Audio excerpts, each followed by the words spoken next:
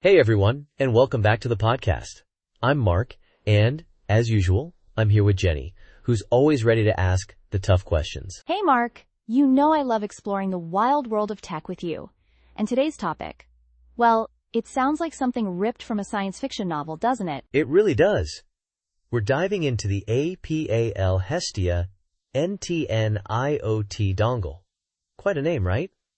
But the key parts are NTN and IoT. We're going to talk about connecting times things, sensors, trackers, whatever you can imagine, to the internet. Not just in your living room, but, well, times everywhere. Okay, everywhere? Seriously? Like even places where my phone turns into a useless brick? My super secret cabin in the woods? The middle of the Pacific Ocean? The vast Sahara Desert? This sounds a little too good to be, you know? Times real. Exactly. That's the exciting part. Traditional IoT relies on cellular networks, those cell towers you're probably picturing. But this dongle, this is the interesting bit. It uses times satellite times communication.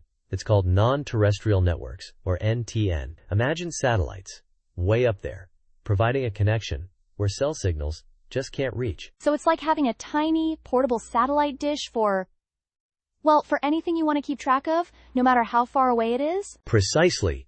It unlocks some serious potential. Think. Tracking cargo ships across entire oceans, monitoring environmental changes in, like, the Arctic, or even keeping an eye on farm equipment in the middle of nowhere. That clicks. I'm picturing those nature shows where they track animals across vast, remote landscapes. They could use something like this, right? Oh, definitely. And it's not limited to wildlife. Think about monitoring pipelines in remote areas for leaks, checking on infrastructure after a hurricane, or even, well, the list goes on. The number of uses is extensive. All right, you've definitely piqued my interest. But how does this thing actually function? Is it constantly sending data up to space? Wouldn't that, kill the battery super fast? That's where the clever engineering comes in.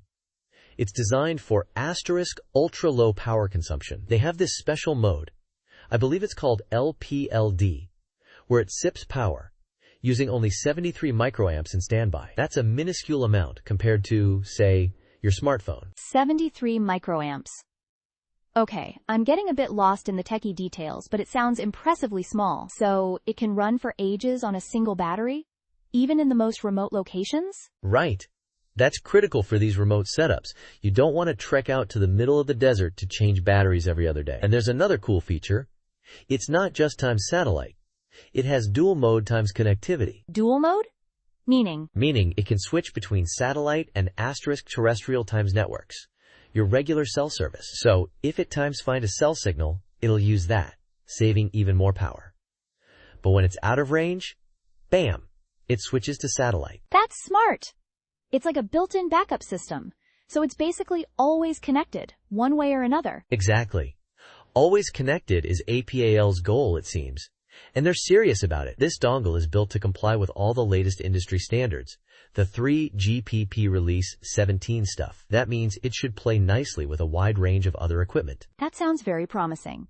But who exactly times *APAL, and are they collaborating with anyone on this? APAL specializes in these types of communication solutions, and they've teamed up with APAL Electronics, a major player in electronics manufacturing. This partnership is important because it shows they're committed to making this technology widely available and, reliable. APAL.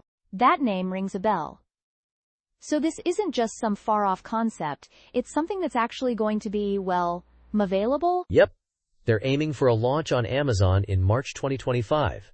So, relatively soon. And the partnership with APAL is focusing on smart energy systems, which is another exciting area. Smart energy? How does that connect with this, dongle? Think smart grids, managing energy use in remote locations, maybe even monitoring solar panel installations in places where getting a regular connection is difficult. This technology could make those systems way more efficient and, importantly, reliable. So it's not only about tracking things, it's about managing resources better, even in tough environments. Precisely. And that's not all. They're also exploring using this with UAVs, drones, and USVs, unmanned surface vehicles. Basically, robotic boats. Robotic boats? Okay, now we're really times back in sci-fi land.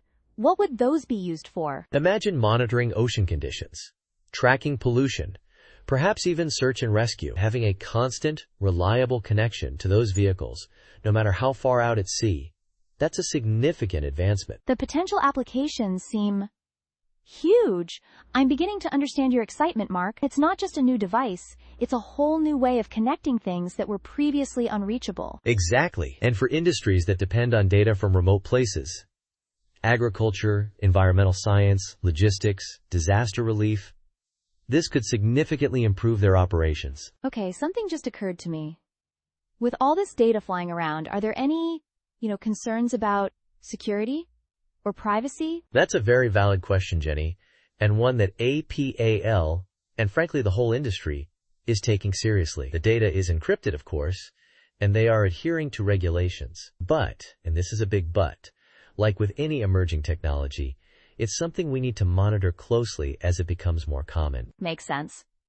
So, building on that, what about the cost? Satellite stuff always times expensive. That's a potential hurdle, for sure. Satellite communication, historically, has been more costly than cellular due to the infrastructure involved. Launching and maintaining satellites isn't cheap. This higher upfront cost, plus ongoing service fees, might make it harder for smaller businesses or individuals to adopt it. That's something to consider. And even with encryption, are people going to be hesitant to trust it with, say, sensitive environmental data? Or information in disaster zones? That's a real concern. There have been reports of vulnerabilities in satellite communication systems over the years, so building trust is crucial. Users need to feel confident that their data is secure, especially in those critical applications. And what about technical hiccups? Can bad weather mess with the signal? It's coming from space. You're spot on. Things like atmospheric conditions can sometimes disrupt satellite signals. This could lead to dropped connections or data errors. Signal latency, a slight delay in transmission, is another potential issue.